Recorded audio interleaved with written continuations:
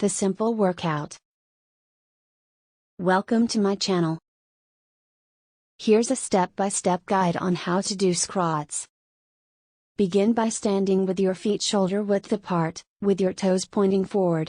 Slowly lower your body as if you were sitting back in a chair, keeping your back straight and your chest up. Lower yourself until your thighs are parallel to the ground or lower, keeping your weight on your heels. Pause at the bottom of the squat before pushing back up to the starting position, engaging your glutes and quadriceps. Repeat for the desired number of reps. Here are a few key points to keep in mind. Keep your chest up and your back straight to maintain proper form and avoid injury.